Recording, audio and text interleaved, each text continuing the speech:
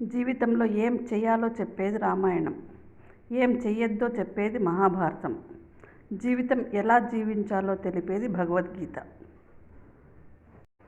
కుండలు వేరైనా మట్టి ఒక్కటే, నగలు వేరైనా బంగారం ఒక్కటే, ఆవులు వేరైనా పాలు ఒక్కటే, అలాగే దేహాలు వేరైనా పరమాత్మ ఒక్కటే అని తెలుసుకున్నవాడే జ్ఞాని. తలరాత బ్రహ్మది, తనువు తల్లిది, తపన తండ్రిది, కానీ మంచో చెడో బ్రతుకు నీది. కష్టం వచ్చిందని కాడొదిలేస్తావో లేదా కష్టపడి ముందుకు పోతావో నీ ఇష్టం. ఎంత కష్టం వచ్చినా నీలో నువ్వే ఓదార్చుకోవడం నేర్చుకో. ఎందుకంటే నీ కష్టాలు చూసి నవ్వుతారే తప్ప నా అని ఎవరూ నిన్ను దగ్గరికి తీసుకోరు. నీకంటే లేనివాడిని చూసి ఎగతాళిగా నవ్వుకోకు, ఉన్నవాడిని చూసి కుళ్ళుతో ఏడవకు, ఎవరితోనూ ఏ విషయంలోనూ పోల్చుకోకు. కుదిరితే కావలసినంత సంపాదించుకో, లేకుంటే ఉన్నదాంతో సంతోషంగా బ్రతకడం అలవాటు చేసుకో.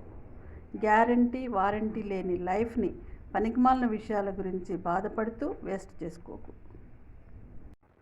ఏమీ లేకుండా పుట్టి అన్నీ కావాలని పరిగెత్తి ఏది శాశ్వతం కాదని తెలిసి ప్రాణం కూడా సొంతం కాదని అర్థమై ఏదో ఒక రోజు ప్రపంచాన్ని వదిలి దూరమవ్వడమే జీవితం.